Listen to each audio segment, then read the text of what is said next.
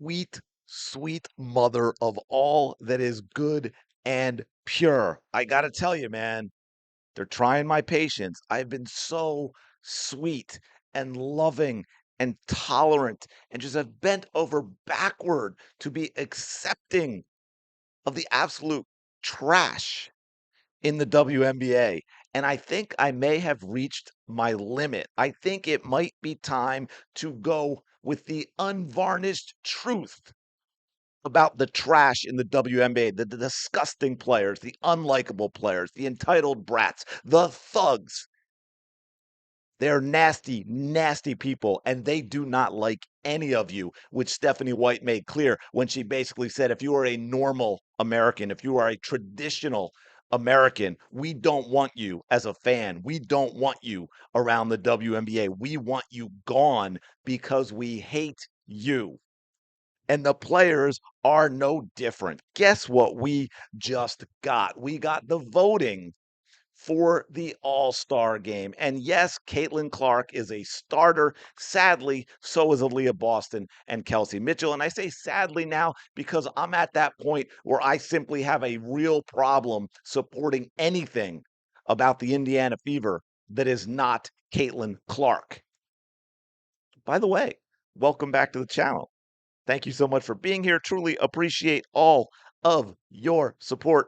Hope you all having a fantastic day as we move in to a holiday weekend, a perfect year for July 4th to be on the weekend, to be on a Saturday as we celebrate our 250th year. And I just realized, so bizarre nowadays in these modern times, that probably just annoyed a whole lot of people. But anyway, happy 4th anyway. So like, comment, subscribe. Y'all know the drill. I truly appreciate it.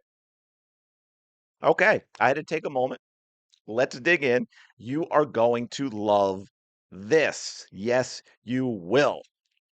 I think on the screen somewhere, y'all should see this. Let this sink in. The fan rank for guards. Caitlin Clark was actually two behind Paige Beckers. I don't believe that for a second. I think that's corrupt voting. I think the WNBA is lying to us. There's no way. Caitlin Clark was number 2. Media rank, they put her 3rd. Also, again, garbage. Just look, they put Olivia Miles as number 1, but go to the film, go to the tape, see how the different players are guarded and what they do for their teams. Now, get this, folks. Here it is. This is the windup. The players. I want you to really hear this and think about what you've seen from Caitlin Clark. Even if you just look at her numbers, the absurdity. The players in the WNBA ranked Caitlin Clark 11th. 11th. Keep in mind, not the 11th best player in the WNBA, which would still be horrifically wrong. No. The 11th best guard in the WNBA. Did you hear what the hell I just said? The 11th best guard in the WNBA. By the way, Kelsey Plum, with having a career year. Now, I know she's hurt right now, but that doesn't change the rankings. Career year, 5-time All-Star who's having a career year. And I emphasize that because guess where she is? 12th. Don't tell me, ever tell me that this league does not hate normal. Yeah, I said normal, traditional. Don't tell me this league does not hate straight white players, period. The evidence is overwhelming. They hate Caitlin Clark and they hate you. And I don't see how anyone can say otherwise at this point. The evidence is overwhelming. They are telling you to your face that they hate you. And yet, you know what's crazy? She's 11th for guards. Again, not 11th best player in the league, 11th best guard. And yet, they guard her like they legitimately have the male Michael Jordan, the actual Michael Jordan playing in their league. They pick her up 94 feet. They double her. They grab her They clutch on her. They elbow her. They punch her. They step on her. They elbow her. They knee her. They grab her head. They grab her face. They get in her landing space on every single 3-point shot. They beat her up literally every single game. That doesn't sound like something you need to do to the 11th best guard in the league. Keep in mind, there are only 15 teams in the WNBA.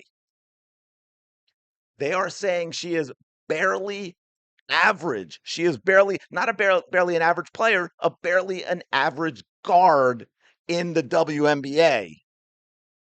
And yet they guard her like she's the greatest player that's ever happened. Maybe because she actually is. I've shown clips. There's been clips out there. Maybe I'll do a breakdown video. They don't even guard Olivia Miles at all, right? Like I said early on, she was going to be rookie of the year, and I stand by that. But the fact is, they don't guard her. So a lot of her numbers are fraudulent.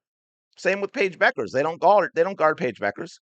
So, you got to say there are a whole lot of other things involved in these rankings that have zero to do with basketball because there's not a single person alive who is not lying who can make legitimate case that Caitlin Clark is the 11th best guard in the WNBA. Think about that for a second now. And I jotted some down because I wanted to make sure I got to certain ones and I want to make sure I got the numbers right and all of that just to reinforce the 11th best guard in the WNBA who's played what? 70 games, a little less than 70 games in her career, right? Yet she is the most career.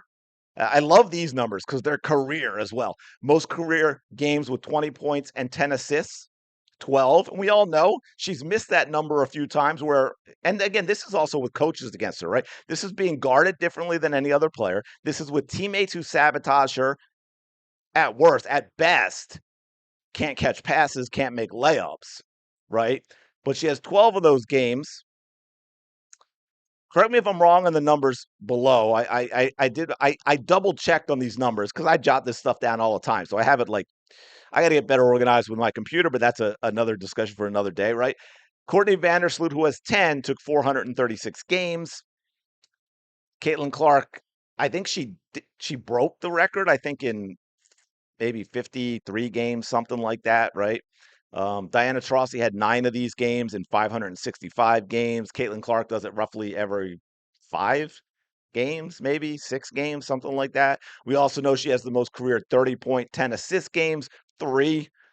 The rest of the league combined in 30 years has 4, right? She's the only, obviously, so she's the only player in the league with multiple games of 30 points and 10 plus assists. She's the fastest to 1,000 points, 250 rebounds, and 250 assists. She did that in 54 games. And of course, we know she's ahead of fastest on a lot of other things too. And I know the league is working hard to make sure Paige Beckers and Olivia Miles can pass her on those types of numbers. She's got the multiple triple doubles thing that she did her rookie year. No rookie's ever done it, all that stuff. Set the rookie scoring record. I know they're working hard on making sure that's broken. The rookie assist record, the single season assist record, which, yes, was later broken. The single game assist record of 19. She completely rewrote the record book in her rookie year. Okay. She's qualified already because I think I forget the number of games, but I know she's qualified for the all-time number. So she's currently the career leader in assists per game, and she's almost 2 assists ahead of number 2, right? By the way, for all the people talking about 2026 and being such a down year and all of that sort of thing, she's actually having a better year in 2026. Now, her assists are a little bit down, I think 8.8 to 8.2, but we also know there's been some stuff going on. But also don't forget, in the per game numbers, her minutes are down dramatically, right? Her minutes are down 5. That's almost a 20%, it's about 17, maybe 18% reduction in minutes per game. That adds up quick, right? Every 8 games, Caitlin Clark loses an entire full game of minutes, a full 40. Okay. So think about how that impacts her per game averages. And yet, career high points per game average at 21, right? The 8.2 assists. Her field goal percentage is higher. Her 3-point percentage is a career high. Her 3-point percentage, believe it or not, despite those some of those awful games, is tied for her rookie year, which is a career high. The turnovers are lower. She's a much more efficient player overall this season. Her defense has been much better this season. It's crazy. Yeah, she's actually a more efficient scorer, a more efficient player this year in 2026 than she was in that incredible rookie year of 2024 when she set like what 62 records or something like that. Her rebounds are down a little bit, although I think that has a lot more to do with the fact that they aren't allowing her to get rebounds the way they did in 2024, especially post Olympic break when they were like, hey, if the other team's getting back on defense, that's another thing, by the way.